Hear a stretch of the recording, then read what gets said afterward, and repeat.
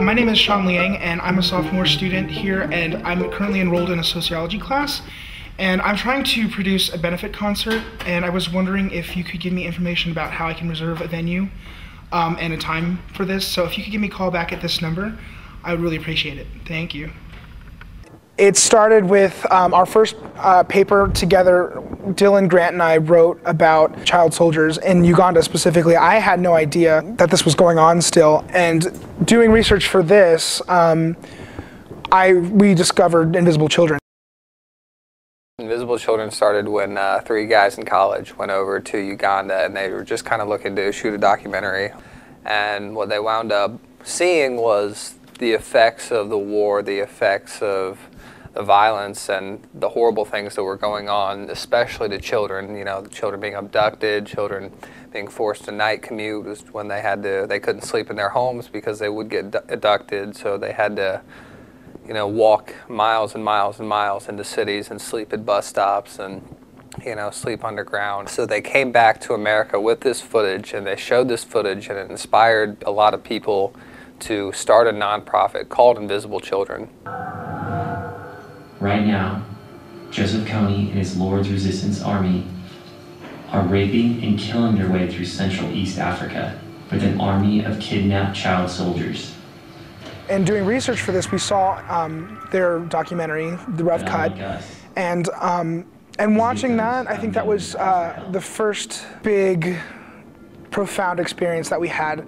The one that really hit me, though, was a documentary called War Dance, and it was about these kids in northern Uganda, and it's just amazing to me how, you know, art in both circumstances have given people hope.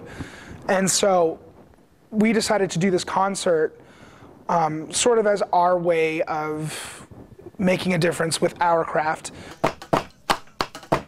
He told me about how there's this 25 campaign about 25 hours of silence, and then you're supposed to break the silence in some way.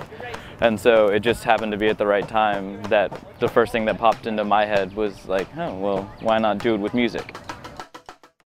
About venues, I talked to Michael Williams, who is in charge of reserving spaces in Mosley, and I picked up a form. The problem is I talked to him, and he said that week there's like it's like an arts week. I'm not even sure exactly what's going on that week, but McKinnon is reserved. The big thing that we're struggling with is the venue. That's really the thing where as soon as we nail that down, I feel like we're going to be able to really take off and start running. I should take Mucinex also. I have to take that in the morning. There we go. Man, stuff is awful.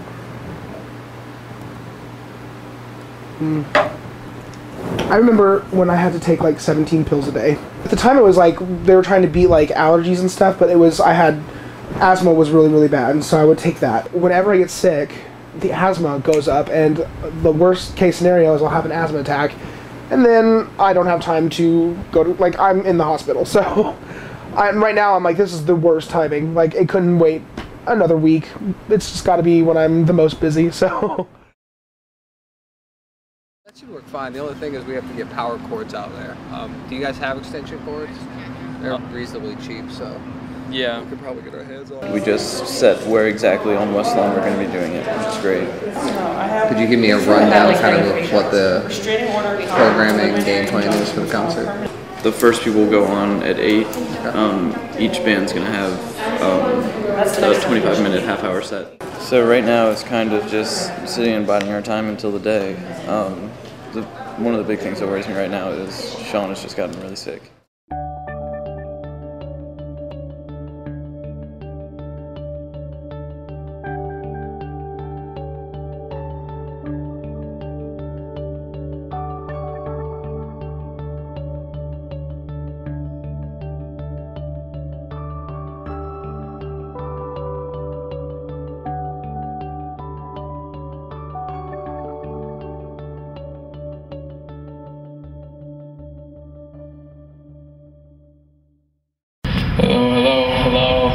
Check mic. 1 2 1 2. Hey hey hey. 1 2 3 4 5 6 7 8.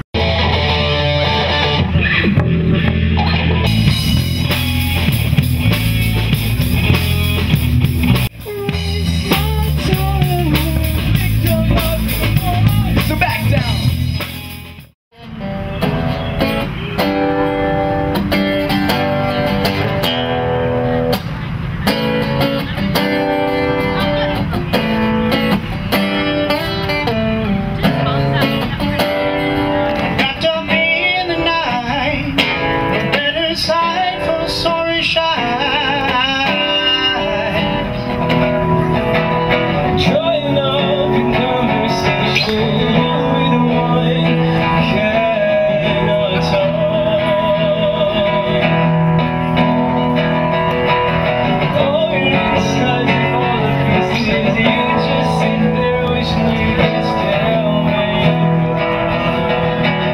As long as someone learns about what's going on in Africa, then I'm okay, and that's what I wanted in the beginning.